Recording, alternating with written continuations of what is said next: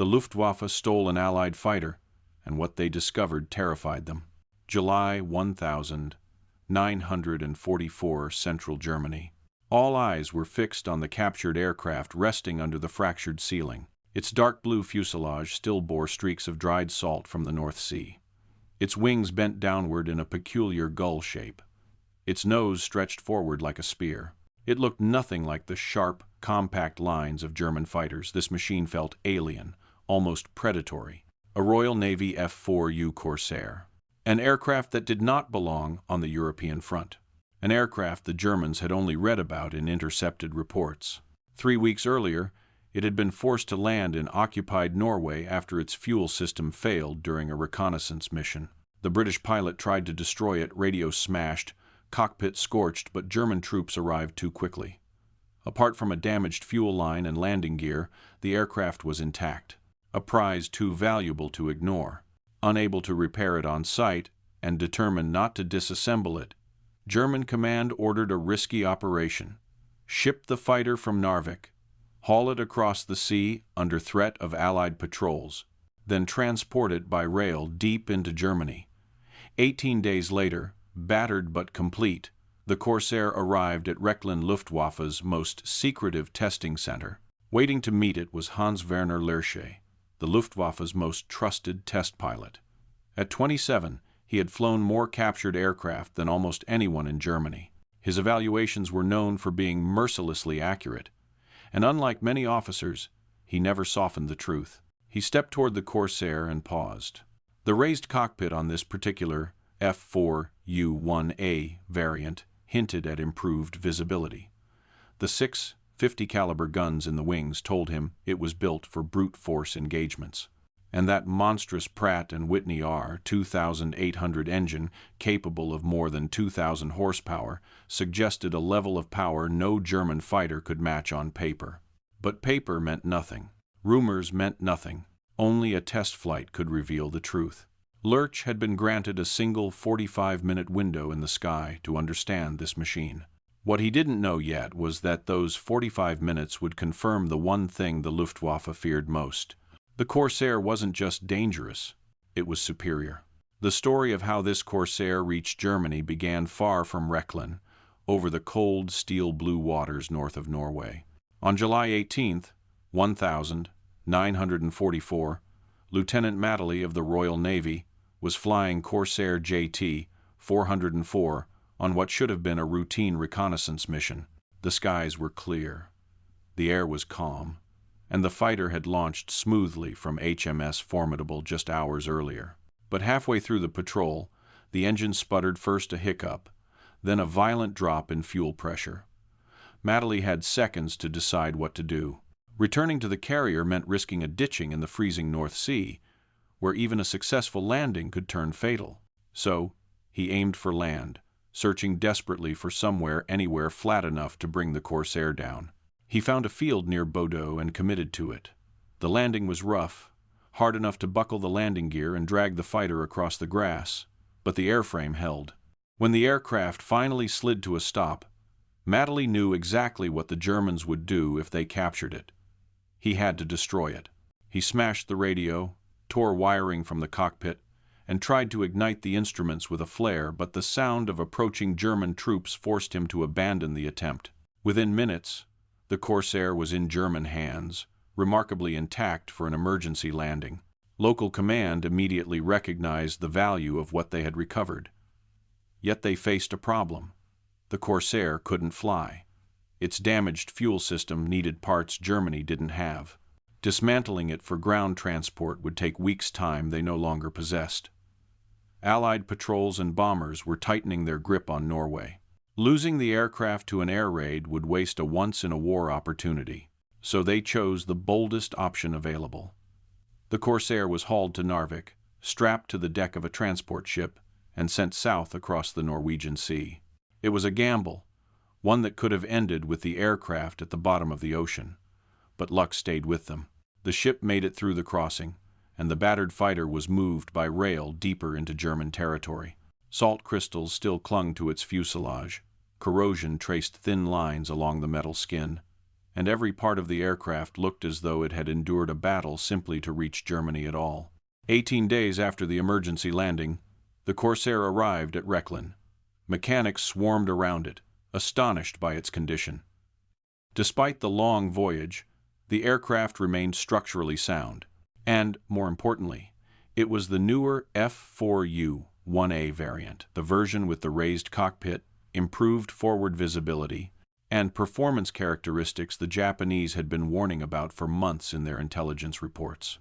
For the first time, Germany had their hands on a fully functional example of the fighter causing headaches across the Pacific. When the doors to Hangar 7 opened, Hans-Werner Lerche was already waiting.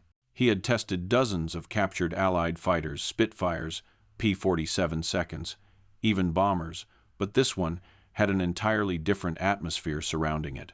The stories, the rumors, the fear Japanese pilots expressed in their after-action reports, all of it pointed to a machine that behaved unlike anything in the European theater. Every officer at Rechlin understood that Lerche was about to learn something crucial. Whether the Corsair's reputation was exaggerated, or whether the Luftwaffe was facing a threat they hadn't yet prepared for. And only one man would soon know the truth.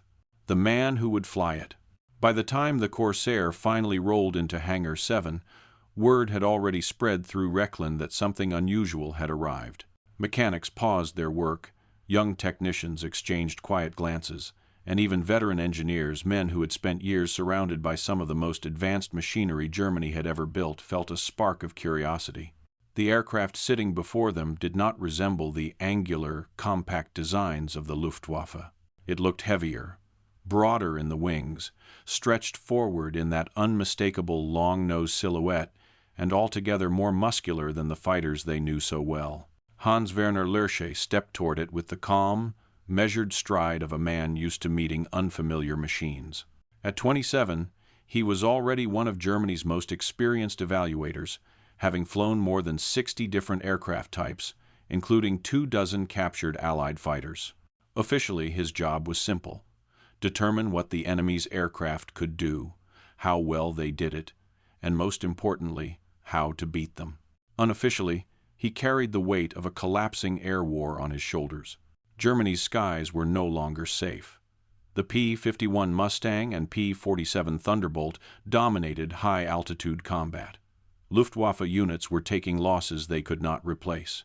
And the possibility, however small, that the Americans or British might deploy the Corsair to Europe was a threat command could not afford to ignore. Even rumors mattered now, rumors of a fighter whose dive speed was unmatched, whose climb rate defied expectations, and whose raw power overwhelmed anything Germany had fielded so far. Lerche circled the Corsair slowly, reading its features like clues in a puzzle. The raised cockpit was a surprise. He had expected the earlier, more cramped versions he had seen in diagrams. The wing structure seemed thick, unnervingly sturdy, as though the aircraft had been built to withstand forces far beyond the usual stress of dogfighting. And tucked beneath the long snout was the heart of the machine, the Pratt Whitney R-2800 Double Wasp, an engine the Luftwaffe respected, even without having flown it. An engine capable of producing over 2,000 horsepower, nearly twice that of a Bf-109G. None of this guaranteed superiority, but all of it hinted at danger. As the ground crew repaired the fuel line, Lerche studied the cockpit layout, running his fingers across unfamiliar instruments and controls. Everything felt straightforward, almost too orderly compared to the cramped panels of German fighters. The centered control stick, the visibility from the raised seat, the heavy framing around the canopy.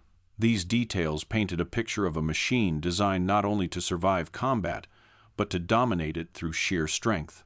Command had briefed him earlier that morning. The test window would be short, fuel was limited, weather conditions unstable, and Allied bombings made longer flights risky. Lerche would have just one sortie, one chance to gather as much information as possible. 45 minutes in the air, no more. He accepted the conditions without argument. He had flown captured Spitfires with unpredictable controls and Mustangs with quirks no manual ever warned about. He'd taken engines to their limits, pushed airframes past their tolerances, and walked away with reports that infuriated more than a few officers who preferred comforting lies to uncomfortable truths. This assignment felt different, not because of the aircraft, but because of the stakes. As Lerche climbed down from the wing and signaled the crew that he was ready for pre-flight preparation, a quiet thought lingered in the back of his mind, a thought he would not admit aloud. If even half of what Japanese pilots claimed was true, Germany was about to discover something it did not want to know, and Lerche would be the man who had to bring that truth back down from the sky. The morning chosen for the test flight was deceptively calm. A thin layer of mist still clung to the edges of the Rechlin airfield, and the forest line beyond the runway stood motionless, as if waiting for something monumental to happen. Hans-Werner Lerche arrived before most of the ground crew, carrying the same small notebook he used for every captured aircraft. He rarely wrote much during the pre-flight inspection, but for the Corsair, he filled an entire page before the mechanics had even finished checking the fuel system.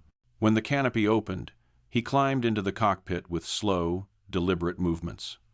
The seat was set higher than what he was used to in German fighters, granting him a surprisingly commanding forward view.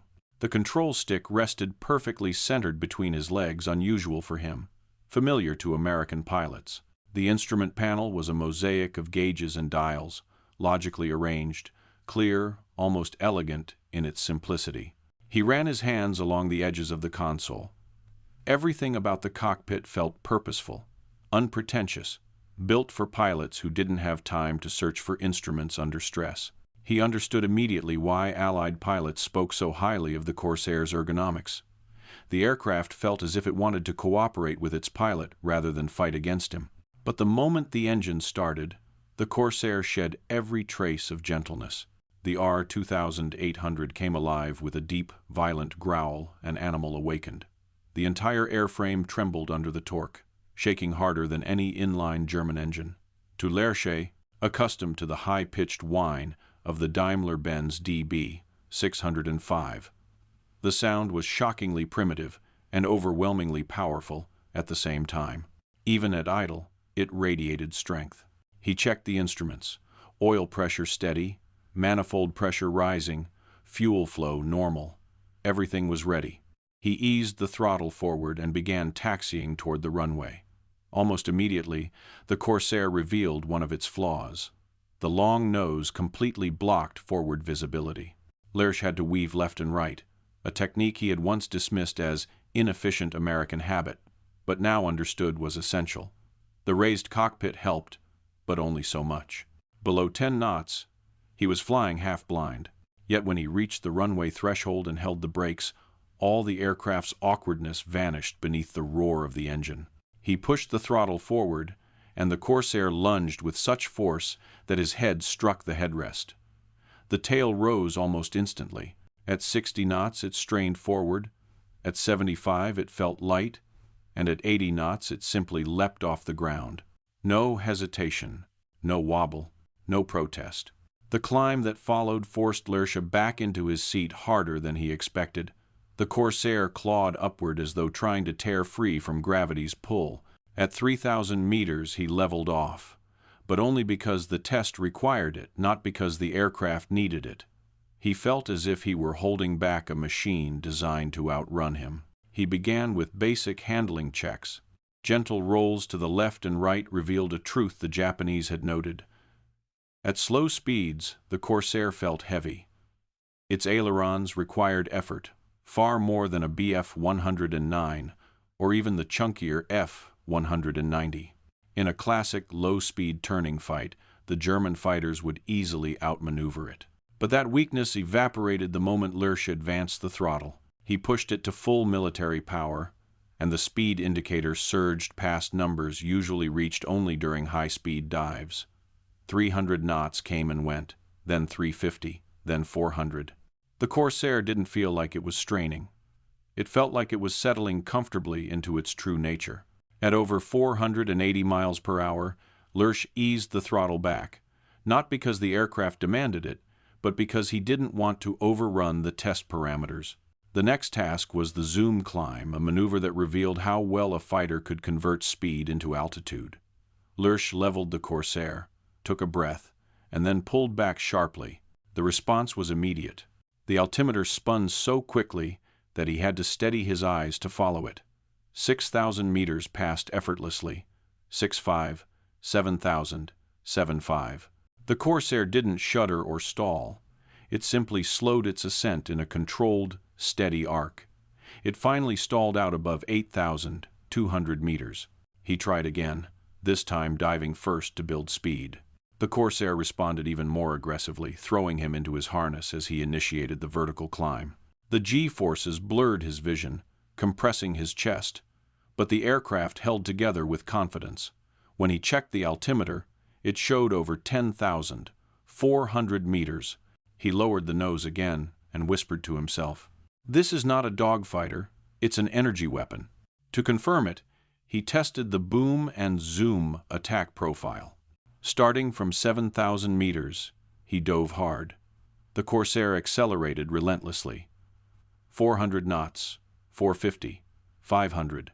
The airframe groaned under the strain, but nothing about it felt close to failure. At 4,000 meters, he pulled out of the dive, and the surge of G-forces was so strong that his vision tunneled into a gray ring. But the Corsair obeyed, and then it did something even more dangerous. When he pushed the throttle and began to climb, the aircraft didn't just recover altitude, it exploded upward. In 2 minutes and 40 seconds, it regained all 3,000 meters lost in the attack dive. He compared that figure in his mind to the W-198-8. The same climb took that aircraft over 4 minutes. The Corsair wasn't slightly better. It was overwhelmingly superior. Lerche ran a simulated firing test next, diving shallowly and squeezing the trigger. The 6 50 caliber guns erupted, shaking the aircraft but only slightly. To his surprise, the Corsair remained stable, almost serene. The recoil was absorbed evenly, and the gun sight barely wandered. German 20mm cannons carried more explosive power, yes, but the Corsair's sustained accuracy made it far more lethal in a high-speed attack. After 35 minutes in the air, Lerche had seen enough to understand that the Corsair did not fight like any German aircraft. So he tested what mattered most. Could it escape? And how quickly? Simulating a defensive brake, he rolled hard left, dropped the nose, and pushed the throttle to the firewall. The Corsair surged away. Within seconds, he had created a buffer no F-190 could close in time. And when he pulled into a climbing turn, the aircraft didn't bleed energy the way German fighters did. Instead, it used its raw power to climb away from danger. 15 seconds. That was all the window an attacking German pilot would have before the Corsair disappeared into the sky. As the final minutes of the test approached, Lerche pushed the aircraft into one last dive steeper than before. The controls stiffened. The aircraft wanted to continue downward, and the G-forces made pulling out a battle of strength. It was a limitation, yes, but one German fighter shared as well. When he finally leveled the Corsair and began the descent back to Rechlin, he understood the truth. The Corsair wasn't unbeatable because it turned well. It wasn't unbeatable because it shot harder. It wasn't unbeatable because it was invincible. It was unbeatable because it never had to fight the way its enemy wanted. In vertical combat, in speed, in energy retention, in raw power, it simply outclassed Germany's best. Lerche landed at 7:45. The Corsair touched the runway with the same confidence it had shown in the air, and as the ground crew rushed out to inspect it, he climbed down slowly, knowing exactly what he had to write in his report. He had seen the truth, and he knew Berlin would not like it. For all its strengths, Lerche knew no aircraft was perfect, and the Corsair was no exception. As the engine idled on the ramp and the last vibrations faded through the frame, he replayed the moments in the air where the fighter had shown signs of struggle. A machine this powerful hid its flaws well, but not completely. One weakness revealed itself at low speeds. On his first handling tests, the Corsair had felt heavy, almost stubborn whenever he tried to force tight, slow turns. Its wide wings and weight worked against it, demanding strength and precision just to roll the aircraft with any confidence. Below 150 knots, the fighter seemed to resist the pilot's commands. No aileron boost, no mechanical tricks to help. only raw muscle. In a turning match with a Bf-109 or even a worn F4U 190, the Corsair would lose. Lerche had no doubt about that. Then there was the stall. He remembered pulling the nose up, bleeding speed, waiting for the air to fall away from the wings. The aircraft had warned him just barely before the left wing snapped downward. The roll was sudden, violent, a full inversion before he recovered. It wasn't the gradual, predictable stall of a Spitfire. It was a trap waiting for any pilot foolish enough to fly too slowly. Visibility was another issue.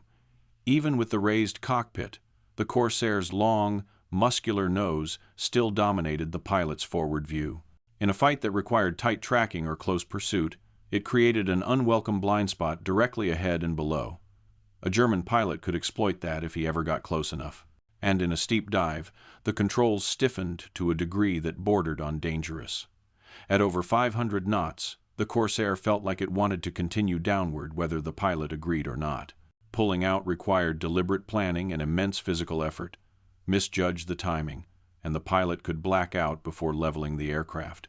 But as Lerche wrote each flaw into his notebook, a quiet realization formed in his mind, a realization more unsettling than any weakness he had found. Every flaw required one thing: forcing the Corsair into a fight it didn't want, slowing it down, boxing it into a horizontal turn, forcing prolonged tracking, pressuring it into a dive too deep to escape. None of that was realistic. A disciplined Corsair pilot would never allow those conditions. And that was the paradox. The fighter's weaknesses existed, but they were almost unreachable. Its design allowed it to choose the fight, dictate altitude, control speed, and disengage whenever the situation became unfavorable. Against such an opponent, German pilots wouldn't be battling an aircraft. They would be chasing a ghost, one that fought only on its own terms. Lerche closed his notebook. The Corsair wasn't flawless. It was simply superior where it mattered most. By the time Lerche walked back across the airfield, the morning haze had burned off, leaving the Corsair gleaming beneath the sun like a trophy dragged from another world. Mechanics swarmed the fighter, eager to inspect the airframe for any stress fractures or hidden damage. They found almost nothing. The machine that had climbed past 10,000 meters and endured brutal dive speeds had returned without complaint. Lerche didn't join them. He headed straight to the technical office, hung his flight jacket on a hook by the door, sat down at a narrow wooden desk, and began writing.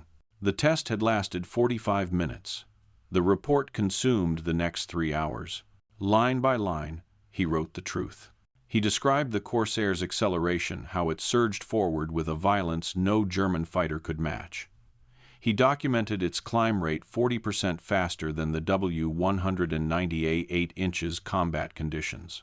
He wrote about its ability to convert speed into altitude with surgical efficiency, and he explained, step by step, how its vertical tactics created a battlefield where German pilots would always be one move behind. Then came the tactical implications. This was where he refused to soften the truth. If the Corsair stayed fast, if it refused to turn horizontally, if the pilot committed to boom and zoom tactics, the Luftwaffe had no reliable counter. A Bf-109 could outturn it. Yes, but only if it could force the Corsair to slow down. And no sane Corsair pilot would ever permit such a fight. He listed its weaknesses with equal honesty: heavy controls at low speed, vicious stall characteristics, poor visibility over the nose, and stiffened controls during extreme dives. But even as he wrote them, he added the uncomfortably honest conclusion: these weaknesses were tactical traps, not tactical opportunities. A disciplined pilot would never expose them. When he finished, the report was 14 pages long, technical, direct, and devastating. 2 days later, a message arrived, ordering Lerche to Berlin. He traveled by train, carrying a copy of his report in a sealed folder. The war had changed Berlin beyond recognition. Air raids had chewed holes into neighborhoods, and the once confident rhythm of the capital had given way to a quiet, brittle tension. He was escorted to a windowless room deep inside a government building. 3 officers were waiting. None introduced themselves. They began questioning him before he had even sat down. Had he verified the airspeed readings? Was he certain the climb rate was correct? Could the instrument calibration have been off? Was the Corsair modified before capture? Had he considered that the intelligence reports from the Pacific contradicted some of his conclusions? The tone was polite, but the intent was unmistakable. They were not seeking clarity. They were seeking doubt. Lerche answered everything calmly. Yes, he had verified the data. Yes, the Corsair's performance was authentic.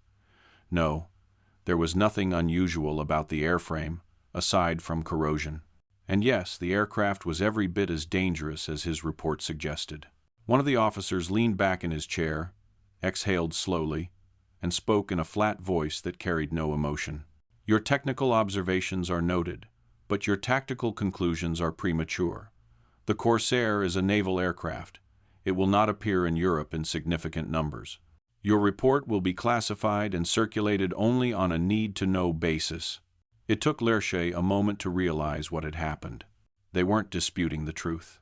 They were burying it. Not because it was wrong, but because it was inconvenient. He left the building with the sinking understanding that the Luftwaffe preferred comforting illusions to uncomfortable facts. The very information that might have helped German pilots survive in the unlikely event they ever faced. The Corsair was being locked away behind bureaucratic fear. Lerche returned to Rechlin and resumed his work. But he knew that the report he had written, his most honest, most critical analysis, would never reach the pilots who needed it most. History would remember the Corsair for its victories. But for Lerche, its true legacy was the moment he watched the truth disappear into the German High Command's silence. In the weeks that followed, the Corsair report disappeared into the same bureaucratic shadows that had swallowed countless warnings before it. Lerche returned to his routine at Rechlin, testing whatever Allied aircraft Germany managed to recover. 14 more captured fighters passed through his hands over the next 6 months, each one confirming the same uncomfortable pattern. The Allies were no longer catching up. They had already pulled ahead. But the Corsair report refused to stay buried. Copies of technical manuals circulated quietly among engineers. Handwritten excerpts made their way into squadron briefings. Pilots huddled over the notes after night operations, whispering about the American fighter that could climb like a rocket, dive like a hammer, and vanish from pursuit in seconds. None of them had ever seen a Corsair in European skies, but the mere possibility of encountering one spread unease through the ranks. No official memo acknowledged the report. No training syllabus mentioned its conclusions. No defensive guidelines were ever formally issued. Yet the truth traveled faster than the bureaucracy meant to contain it. Through unofficial channels passed from technician to pilot, from pilot to squadron, Lerche's observations became part of the Luftwaffe's unspoken knowledge. An invisible warning shared soldier to soldier, far from the polished tables of Berlin. But the irony was unavoidable. The Corsair never came. The F4U remained a weapon of the Pacific, locked in brutal combat against Japanese fighters from island chains to carrier decks. There, it proved everything Lerche had written. Its vertical fighting style shredded zero formations. Its dive speed broke every tactic the Japanese attempted. And its kill ratio, 11-to-1, made it one of the most efficient fighters of the entire war. Europe never saw the Corsair sweeping down from cloud cover or tearing across the sky in a screaming dive. Its presence remained a phantom, a threat that never materialized but still cast a shadow across the German Air Force through rumor alone. As for Lerche, the war closed in around him. Soviet forces pushed toward Germany with devastating speed. American bombers tore through industry after industry. And through it all, he continued flying test missions until Rechlin itself faced collapse. In April 1945, as Soviet troops approached the facility, Lerche fled west and surrendered to American forces. To his surprise, the Americans didn't treat him as an enemy. They treated him as an asset. Within weeks, he found himself performing the very task he had done for the Luftwaffe, only in reverse. Now he was testing German aircraft for the U.S. Army Air Forces, his expertise valued rather than questioned. The irony wasn't lost on him. Years later, in interviews and in his memoir, Lerche spoke with a quiet reverence for the Corsair. He flew more than 60 types of aircraft in his career, but the F4U remained the one machine he described not just as impressive, but as visionary, an aircraft designed around a doctrine the Germans had underestimated until it was too late. And yet, the deepest resonance of the Corsair test had little to do with aerodynamics or horsepower. It lay in something far more human: the cost of ignoring unwelcome truths. Lerche had handed the Luftwaffe a mirror, and they had turned away from their own reflection. The Corsair exposed more than a fighter's strengths. It exposed a system's weakness, a system where honesty was punished, where warnings were buried, where reality was treated as an enemy. In the end, the 45 minutes Lerche spent in the sky told a story far larger than a single aircraft. It revealed a lesson as relevant beyond the war as within it. Armies don't fall because their enemies are stronger. They fall because they refuse to face the truth in time. Hans-Werner Lerche lived long after the war ended, long after the Corsair he tested had vanished from the skies, and the world it once fought in had changed beyond recognition. But the memory of that single flight never left him. Decades later, when asked to name the most remarkable aircraft he had ever flown, he didn't hesitate. The answer was always the same: the F4U Corsair. He admired it not because it was perfect, no machine built for war ever is, but because it represented a philosophy Germany had failed to grasp in time. It was an aircraft designed around energy, speed, and initiative. A fighter created not to match its enemy blow for blow, but to outthink the battlefield itself. And within its roaring engine and impossible climb rate was a reminder of how far ahead the Allies had begun to move, while Germany clung to outdated doctrines and buried any truth that contradicted them. The Corsair never fought over Europe in large numbers. It never dueled with few 190 seconds above the fields of France or the forests of the Ardennes. Yet its shadow still fell across the Luftwaffe, not through combat, but through the fear and uncertainty of what it might do if it arrived. And in that sense, the Corsair left its mark not by its presence, but by its absence. The 45 minutes Lerche spent in the sky revealed more than the limits of German engineering. They revealed the limits of a system that punished honesty and silenced warning signs. History remembers the Corsair as whistling death. But for Lerche, its true legacy was something quieter and far more devastating. It showed him the truth, and showed Germany why the truth mattered.